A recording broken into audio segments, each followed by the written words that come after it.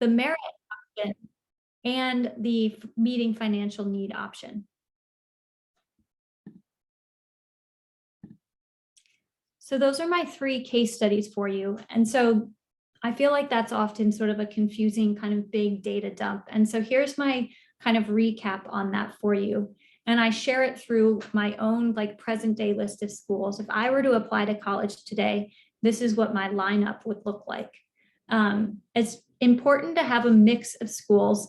And I am, again, approaching this just from the financial lens. It's important to have a mix of schools that offer you different options financially. It's going to also be important to have a mix of schools academically, socially, like there are other components that you want to think about, but we're just in the lens of finances tonight. So this is my list as of today. I currently live in Boston, so I would apply to my in-state school, UMass Amherst. Depending on my grades, they might be good now. I'm not sure. I've been slacking off a little bit. I could apply to the Honors College at UMass Amherst. And then schools that Massachusetts has reciprocity with, UVM and UNH. There's others in this Northeast region that we have reciprocity with, but I happen to really like those 2 schools. I think I could be happy there. And then highly selective schools that would offer to meet full financial need. These are highly selective: Williams, Dartmouth, Harvard, Davidson, Middlebury. Again, that's just sort of what I'm feeling right now. And then lastly, I think this is a really interesting kind of category, is these schools give merit aid, and they are sort of more considered like selective or match schools. Sewanee, Guilford, University of Puget Sound, Agnes Scott College. If you haven't heard of Agnes Scott, is in Georgia. It's an all-women's college. I happen to think that it's really awesome. Washington and Lee, and Kenyon College. So this is Sarah's lineup of schools today, but it gives me a mix of things that would come back with like a mix of financial aid options. So let's keep charging ahead here. One other thing to remember, this is kind of further down the line, but once you get a financial aid offer, you can appeal it. So schools tend to keep about 20% of aid for students that appeal. That's kind of this little unknown thing. Often people feel like they receive their financial aid award and they're stuck with it. But you can appeal. This is really driven by a change of circumstances. So if something in your family has changed that makes your financial picture different, that can be a good reason to go back to the school. When you're doing this, it's amazing if you have documentation of those financial changes. It's also important to communicate with both the financial aid office and the admissions office. Admissions offices tend to handle merit aid, while the financial aid office deals with need-based aid. Always approach this as a reconsideration, not a negotiation. So that's sort of this is a tip for further down the line, but I always like to mention this. There is an appeal process, and a lot of families feel stuck with the aid they're given, but you can go back to schools and say, hey, can we have a conversation? So how the heck do you do this? What are the applications? And like, okay, great, make a good college list, but like, how do I even apply for financial aid? Wonderful question. There are 2 financial aid applications. The first is the FAFSA, which is the free application for federal student aid. And the second is the CSS profile, the college scholarship service profile. You can see the details here. They both open on October 1st. There are no fees for FAFSA. There are fees for CSS profile. If you are from a low income family, those fees are waived for the CSS profile. And you've got to be a little bit, the CSS profile has varying deadlines. Each school sort of picks their own. So you've got to be a bit on your toes. But how do I apply for financial aid? These are the 2 the 2 applications that exist. Here's another, in addition to those 2 Google searches that I told you to make, merit-based aid and what schools meet financial need, this is your next stop. Find a net price calculator, it's called. So one of the jargony things that I want you to learn is the term EFC, estimated financial estimated family contribution. The estimated family contribution is what the school believes your family can pay for you to attend that institution. So that's EFC, estimated family contribution. You can determine your EFC using these net price calculators. And I would recommend using two different ones. So I have on here, these are Maryland-based universities because I actually grew up in Maryland. So sometimes I just like to give a shout out to my homeland. But I would recommend finding an in-state, use your in-state school and use their net price calculator, and then use a private university, potentially one you like or know is nearby. It really doesn't matter, but I would recommend trying both of those. So it's a net price calculator. So you can just type in like Johns Hopkins net price calculator. You will need to have some information about like your parents' income and taxes. And so this is a good thing to do and get your parents involved in. But this is how you begin to estimate what schools are going to believe your family can pay. So this is a critical starting point. Lastly, I always get this question, like, where do I apply for scholarships? Here are a couple of options. These three on the left are like all online resources. And then you can also sort of ask around locally, ask your librarian, ask your school counselor, talk to local businesses and local nonprofits. This slide comes with a warning label though. Remember that your best financial aid strategy is applying to places that are going to meet your need and meet your family circumstances well. So I see a lot of times that students can spend a lot of energy and pour their heart and soul into a lot of scholarship applications and get no money back or be granted no money or very little money. When you hear, I think we have this like great legend of the full ride scholarship. Oh my gosh, he got a full ride. In the event of getting a full ride, it's not from an outside scholarship. It is from inside the university or college. So that's really, again, that's where most of the grant money is. And so your best strategy is to kind of align yourself where most of the grant money is.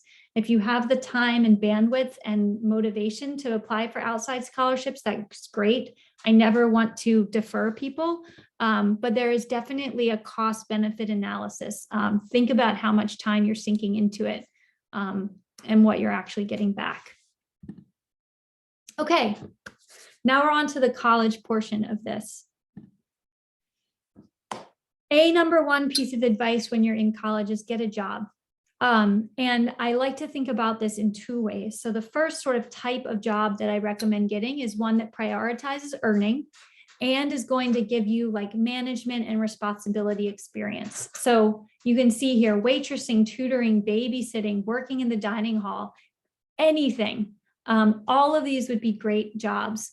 And sometimes students ask me, but like, do employers really care? Like if I work at Dunkin' Donuts or babysit, like that's not helping me prepare for my career. And part of that's true. You might not be gaining like technical knowledge or technical content that is pushing you towards your career, but you are absolutely learning how to manage your time, how to hold responsibility. Maybe you're even progressing and kind of working up in the ranks at the cafe or in the dining hall and showing that you can kind of manage things. All of that is extremely impressive to your potential future employer. I think babysitting is like, honestly, one of the scariest things. Like that's an incredible amount of responsibility. And waitressing is like the number one hardest customer service job ever. So you can demonstrate a lot of skill and ability through these jobs. So get one. And then secondly, of course, is that more sort of like passion oriented, like thinking about how to explore your potential career. This is internships or apprenticeships. And certainly look for those. Oftentimes the summer is a great time to do them. And you can keep your waitressing job or your babysitting gig like as you do those to earn. I'm going to be really quick on this slide because I know that you sort of have this in your coming up series. But it's important when you're in college to start your financial footprint. And that can be done in two ways: create a bank account and then get a credit card. It's important really to get a credit card because you can start to build credit, which is like your financial GPA. And down the road, having a good credit score will help you to buy a car, buy a house, rent an apartment, all those good things. There's some details on this slide, but I'm assuming this will get circulated later, so I'm not going to bore you by reading it. After college, my rule of thumb with debt. So what do you do with these student loans? My rule of thumb is that whatever your student loan debt is should be less than or equal to your starting salary. So how do you figure that out? There's two things you have to do. You have to go to those net price calculators and start to estimate what schools believe you can pay to figure out what your true cost will be. And then you have to think about, okay, what do I want to do when I graduate? What sort of career or industry do I want to be in? If you have no idea, which is a totally fine place to be, I had no idea, then what you can do is look at sort of average salaries in different industries. And I would recommend always underestimating. I never want to see a student stuck in a place where they feel like they have to take a certain job in order to be able to afford their debt. So when you're making these estimates, always underestimate what your like future earning could be. Lastly, on the after college, again, I know budgets are coming up, so we're going to just like go through this pretty quickly. But it felt responsible. If we were going to touch on debt, we needed to touch on a budget. The 50-30-20 rule is awesome. I love it. 50% of your income should be spent on needs, 20% on savings, and 30% on wants. I like to approach budgeting in two ways, and this is what I'll offer you, is when you're thinking about that salary that you have coming out of school, work your way backwards. You have that salary. How can you fit all of your needs and have your lifestyle fit within that salary? And then I also like to reverse engineer it and think about what I want and see what that would cost me. And then I come up with my kind of aspirational financial goal. And I think it's really important to have both. Know what you can do with what you have, and then also know what you want. And so you figure out what your earning goal is. And so I think approaching budgets in both ways is really important. Let me just kind of hit all of the high notes here as we wrap up. Look into the 529 account as a vehicle for saving for college. It's not too late if you're a junior or senior. Talk to your parents and see what they might have put in place already. The best financial plan is a strong college list. It's going to give you a mix of options. So that would be merit options, need-based options, in-state options.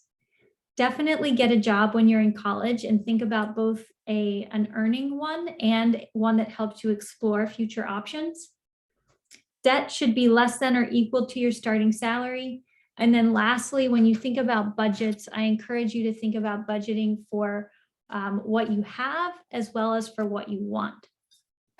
And that, my friends, is all from me. If you would like to get in touch, if you have further questions, I welcome emails and would love to hear, what questions you have now. I see some coming in, so.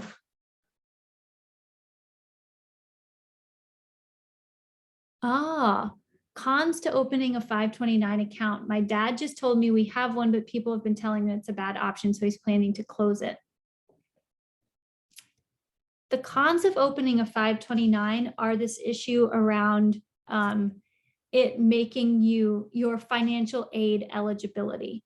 So by saving for college and having money set aside and dedicated for education spending, the colleges are assuming that you will use it for that. And so when they are calculating your need-based financial aid, they take into account the money that you have in that 529. And they take a percentage of it and they assume that you're going to have to use that. And so it does reduce your need-based financial aid grants. Now, I would say it's still a great thing to have because presumably for all of the years that it's been open, it's been growing, and there has been some sort of tax benefit to your family when contributions have been made. So all of this is a plus. Also, ultimately, like the more you're able to save, the more kind of flexibility and freedom you have in your choice. So I was talking about, like, if we think about a case study, if you're in a place where you have a 529, and so yes, your financial aid eligibility is lower, but that might mean that you can spend that those education dollars anywhere. Whereas if you get a loan or if you get a grant from a school, you can only spend it at that place. So I'm still all for them. There's definitely like nuance and things to consider, and I don't know all the details around sort of family things, but I'm a believer that they are ultimately beneficial. Granted, there are twists and turns. Okay, I'm seeing another question here from Elizabeth. What would be a good time frame for debt after college? Like, how long is a healthy amount of time to still have debt? It's a really good question. I think of it in terms of, it really is this is how I like to think about it is, I think you can Google that question and you're going to get a number of hits. I think a lot of people feel sort of like 5 to 10 years is a reasonable time frame. What I would think about is the debt in context of other aspirations that you have for your life. So if you want to go to grad school, it might feel very hard to stop working and go back to grad school if you're still paying off debt from undergraduate. If you want to start a family and buy a home or buy a car. So there's these other big expenses that sort of come up as you enter into adulthood. And it can feel challenging to take those on if you still are paying off debt. And so that is what I would ask you, is sort of thinking about that. What are your goals, and like what would be a time frame in which you might want to go to graduate school, buy a home, start a family, and then think about what would be a reasonable amount of debt to pay off before you hit any of those other sort of life things that tend to be expensive. So I don't like to operate on it. It's like all of this is personal, and the answer to everything is it depends.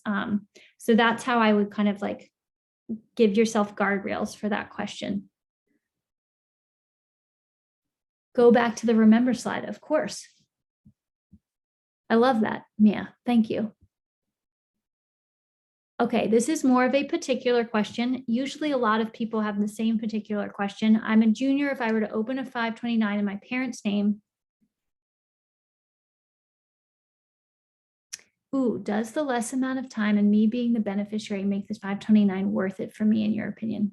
Sierra, the truth is that I would need to understand more of what you have going on, because there's lots of components that could either make it yes beneficial or no not beneficial.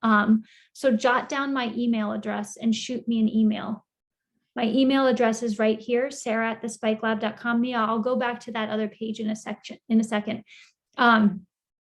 I know that it's not a Snowday email address, but the Spike Lab and Snowday are like sister companies, and this is the inbox that I check a lot more regularly, quite honestly. So Sierra, write that down, because I don't feel like I can give you a proper answer knowing what I know right now. So shoot me an email. And I think that would be helpful.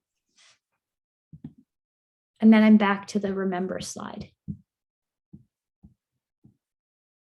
Galentine, such good questions. Any others?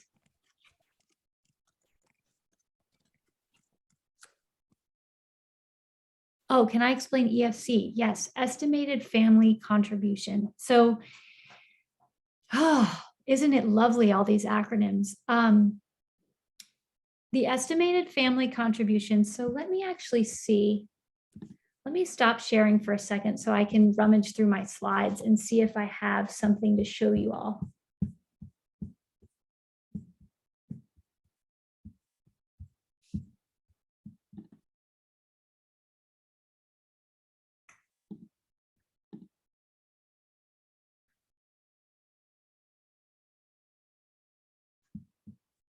Yeah, let me, hang tight, it's coming. Okay, here we come, I think that this will help me to articulate this answer, and for those visual learners out there. Okay, what's the EFC? The EFC is the calculator works not from your perspective as the student and the family applying. It works from the college's standpoint. So the college is looking at how much money will we get from, how much money can we reasonably expect this family to pay? So they're looking at your potential contribution, and it's based on a number of things such as income and taxes and home ownership, even car ownership. Mostly it's driven by income and the number of dependents in the household. Those are really the two big drivers in the FAFSA calculations.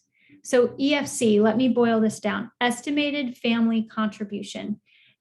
Think about it from the school's lens. The school is figuring out, the school is running a business, right? They have bills to pay, they have employees to pay, they have a lot of infrastructure to keep up. And so they're trying to estimate how much revenue are we going to have each year. And that's what your EFC is for them, is the revenue that they're going to get from your family. And so that's, I think if you think of the financial aid applications and the process as being sort of from the college's lens, then that's where the estimated family contribution comes in. So for your own math, you're figuring out, okay, I have X amount of dollars. The school believes that I can pay this much. Is that more or less than what I have? And so that's sort of how your math has to work. But I share this. This is sort of like feels tangentially related now that I've like started the explanation, but I will share it anyway. When you're thinking about this arithmetic, you're taking like the sticker price of a college. So a private college now costs something about $60,000 a year. So you take that sticker price, you subtract whatever grants you get, that's your free money. Then you subtract whatever loans you get, that's borrowed. And then you subtract sort of any work study money that you earn. And then that's your gap. So you still potentially have sort of money that you have to pay kind of out of pocket after your financial aid has been accounted for. But again, in a need-based, a full need met school, hopefully you don't have a gap. Although the way the school calculates your need and the way you calculate your need are sometimes different. I hope that helps. It is a complicated beast, I will say. I'm just going to check the chat box. I see 2 new messages. Edith, a 529. Let me go all the way back here. A 529 is a sort of special savings account that you can put money in to be used specifically for education expenses. So it's an education savings account. And the reason it's special is that it has a lot of tax benefits. So it's different than a savings account because it can give you and or your family tax benefits sort of as you make contributions. And then when you take the money out, there's tax benefits too.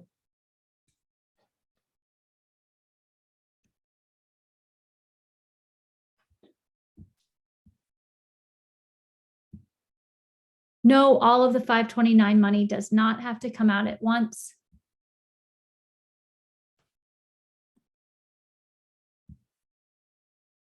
I'm catching up on the chat here, catching up.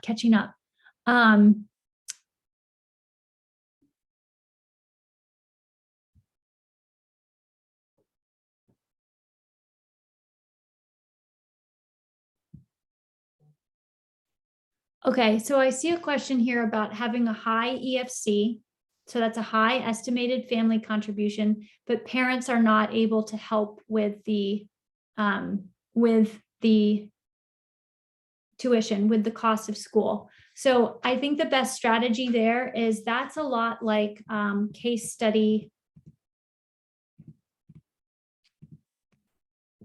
This case study, student B. So my sort of recommended strategy for that is, so schools are going to expect your family to pay a lot, but you yourself, you as an individual student don't have a lot. So good options there are look into your in-state schools and then schools that have reciprocity with your state. Then look at schools that are going to offer you merit-based aid. So some of those are Case Western or Tulane, University of Richmond, Washington and Lee, SMU, BU. This is the Google search is, schools with the best merit aid packages. And that's just a really tricky, that's a really, really hard situation to be in. That's just tough. I think then, getting a job when you're in college and on campus, a job that I didn't touch on, but is great is you can be a residential advisor. That's not something I did when I was at school, but you get paid to be the residential advisor and they cover the cost of your housing. In many cases, every school's a little bit different, but that can be a really great job being a residential advisor.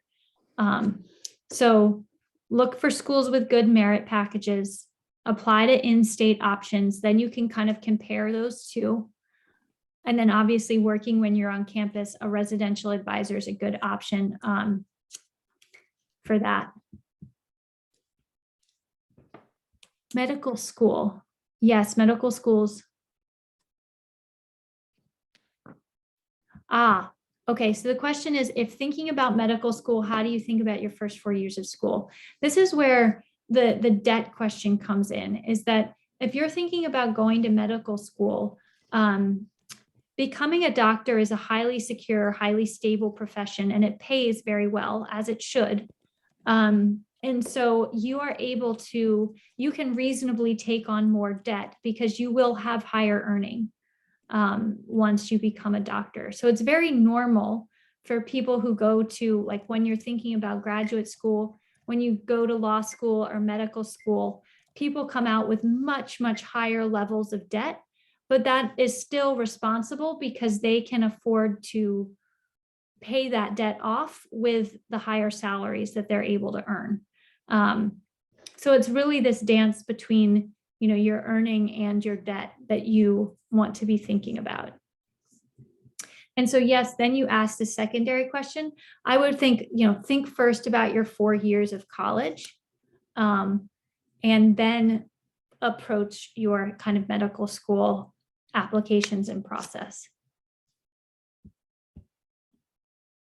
Awesome. Thank you guys so much for joining on tonight, for learning about financially preparing for college. This session was definitely amazing, and I know I learned so much, and I really enjoyed looking at all the different visual diagrams and hearing everyone's questions.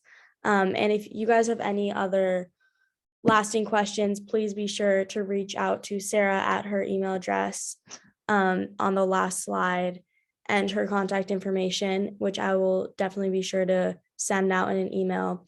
But thank you guys so much. And please be sure to follow us on Instagram and check our website. We're leading 6 more of these sessions after this one, all with different topics on financial literacy for high school girls. So we are really excited to be hosting you guys. And thank you again, Sarah. That was an amazing presentation.